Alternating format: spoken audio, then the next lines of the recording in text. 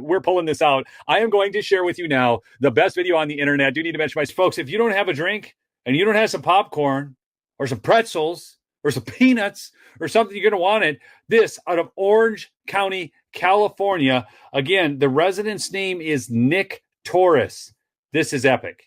United States, I know most of you are probably from Mexico where you don't have the First Amendment, but that's something we have here where we have the right to freedom of speech. And I just wanted to say something too. It's true, you guys don't have a First Amendment, you don't have respect for civil liberties or rights, but that's okay. I'm speaking. Thank you. So, anyways, the point I'd like to make here. Okay, it's gonna get hot.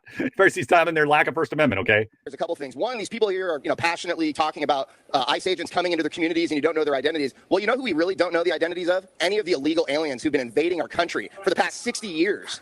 Yeah, how about wow. When you see the farm worker, is that going to be like the same farm worker that murdered Molly Tibbetts? Yeah, how do you know when the Honduran fruit seller is out there? How do you know he didn't rape one of the many women who came up here? According to the Univision study done in 2015, 80% of women who come to this country are trafficked and raped. Think about that. How do we know they're not one of those rapists? How do we know they're not one of those rapists? Excuse me. So that's the first thing. That's the first thing. I think ICE should be allowed to act with impunity. I think they should go to every Home Depot. I think they should go to every school in the quinceanera and build the wall and deport every single one of these guys because they don't make our country great. They make it worse. They bring it down. They use public services, and Americans are sick and tired of it. We're sick and tired of it in our country.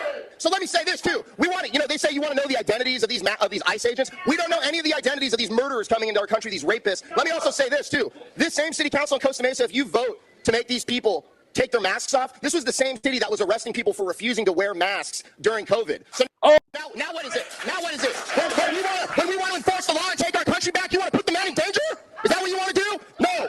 And let me mention this. Let me end on this. Let me end on this. Let me end on this. Let's hear it.